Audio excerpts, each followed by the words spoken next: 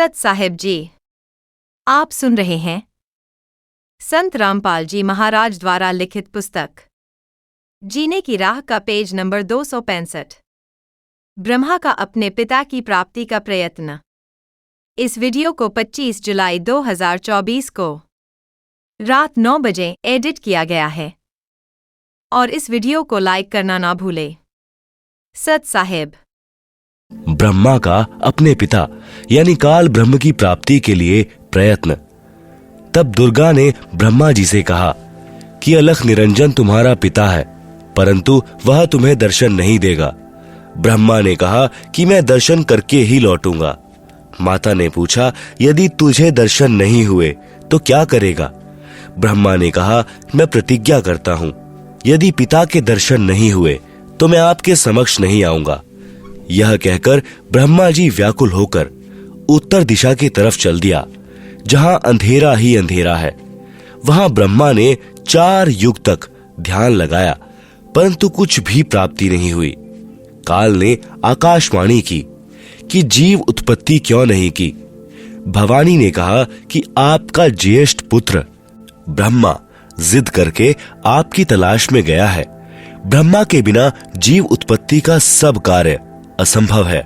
ब्रह्म यानी काल ने कहा, उसे वापस बुला लो, मैं उसे दर्शन नहीं दूंगा।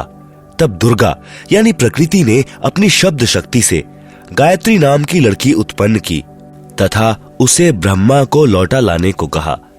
गायत्री ब्रह्मा जी के पास गई, परंतु ब्रह्मा जी समाधि लगाए हुए थे। उन्हें कोई आभास ही नहीं था कि कोई आया है। तब आदि कुमारी यानी प्रकृति ने गायत्री को ध्यान द्वारा बताया कि इसके चरण स्पर्श कर। तब गायत्री ने ऐसा ही किया। ब्रह्मा जी का ध्यान भंग हुआ तो क्रोधवश बोले कि कौन पापिन है जिसने मेरा ध्यान भंग किया है, मैं तुझे शाप दूंगा। गायत्री कहने लगी कि मेरा दोष नहीं है, पहले मेरी बात सुनो तब शाप देना। मेरे को माता ने तुम्हें लौटा लाने को कहा है, क्योंकि आपके बिना जीव उत्पत्ति नहीं हो सकती। ब्रह्मा ने कहा कि मैं कैसे जाऊं, पिताजी के दर्शन हुए नहीं, ऐसे जाऊं तो मेरा उपहास होगा। यदि आप माताजी के समक्ष यह कह दें कि ब्रह्मा को पिता यानी ज्योति निरंजन के दर्शन हुए हैं, मैंने अपनी आंखों से देखा है, तो मैं आपके साथ चलूं। तब गायत्री ने कहा कि आप मेरे साथ संभोग करोगे तो मैं आपकी झूठी साक्षी यानी गवाही भरूंगी। तब ब्रह्मा ने सोचा कि पिता के दर्शन हुए नहीं, वैसे जाऊं तो माता के सामने शर्म लगेगी, और चारा नहीं दिखाई दिया। फिर गायत्री से रति क्रिया यानी संभोग की। तब गायत्री ने कहा कि क्यों ना एक गवाह और तैयार किया जाए। ब्रह्मा ने कहा, बहुत ही अच्छा है। तब गायत्री ने शब्द शक्ति से एक लड़की पुष्पवती नाम की पैदा की तथा उससे दोनों ने कहा कि आप गवाही देना कि ब्रह्मा ने पिता के दर्शन किए हैं। तब पुष्पवती ने कहा कि मैं क्यों झूठी गवाही दूं? हाँ, यदि ब्रह्मा मेरे से रति क्रिया यानी संभोग करें तो गवाही दे सकती हूं। गायत्री ने ब्रह्मा को समझाया यानी उकसाया कि कोई और चारा नहीं है। तब ब्रह्मा ने पुष्पवती से संभोग किया तो तीनों मिलकर आदि माया यानी प्रकृति के पास आए। दोनों देवियों ने उपरोक्त शर्त इसलिए रखी थी कि यदि ब्रह्मा माता के सामने हमारी झूठी गवाही को बता देगा तो माता हमें शाप दे देंगी, इसलिए उसे भी दोषी बना लिया। यहाँ महाराज गरीब दास जी कहते हैं कि दास गरीब यह चूक धुरों धूर, माता दुर्गा द्वारा ब्रह्मा को शाप देना। तब माता ने ब्रह्मा से पूछा, क्या तुझे तेरे पिता के दर्शन हुए? ब्रह्मा ने कहा, हाँ, मुझे पिता के दर्शन हुए हैं। दुर्गा ने कहा, साक्षी बता। तब ब्रह्मा ने कहा, इन दोनों के समक्ष साक्षात्कार हुआ है। देवी ने उन दोनों लड़कियों से पूछा, क्या तुम्हारे सामने ब्रह्मा का साक्षात्कार हुआ है? तब दोनों ने कहा कि हाँ, हमने अपनी आंखों से देखा है। फिर भवानी यानी प्रकृति को संशय हुआ कि मुझे तो ब्रह्म ने कहा था कि मैं किसी को दर्शन नहीं दूंगा, परंतु ये कहते हैं कि दर्शन हुए हैं।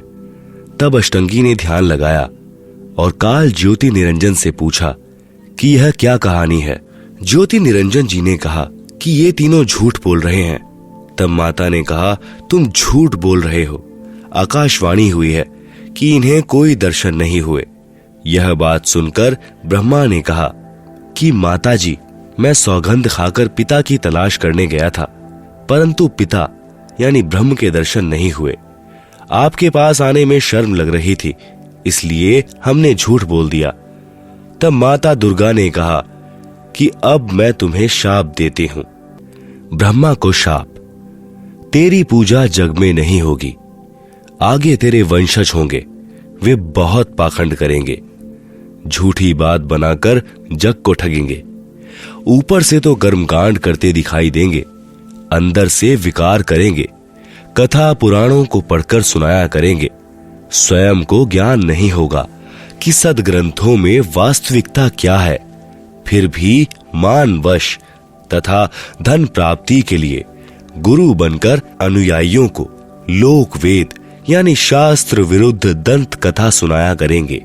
देवी देवों की पूजा करके तथा करवा के दूसरों की निंदा करके कष्ट पर कष्ट उठाएंगे। जो उनके अनुयायी होंगे उनको परमार्थ नहीं बताएंगे। दक्षिणा के लिए जगत को गुमराह करते रहेंगे। अपने आप को सबसे श्रेष्ठ मानेंगे, दूसरों को नीचा समझेंगे। जब माता के मुख से यह सुना तो ब्रह्मा मूर्छित होकर जमीन पर गिर गया। बहुत समय उपरांत होश में आया। गायत्री को शाप, तेरे कई सांड पति होंगे, तू मृतलोक में गाय बनेगी। पुहपवती को श्राप, तेरी जगह गंदगी में होगी, तेरे फूलों को कोई पूजा में नहीं लाएगा। इस झूठी गवाही के कारण तुझे यह नरक भोगना होगा। तेरा नाम केवड़ा केतकी होगा। हरियाणा में कुसोंधी कहते हैं। यह गंदगी कुर्डियों वाली जगह पर होती है। इस प्रकार तीनों को शाप देकर माता भवानी बहुत पछताई।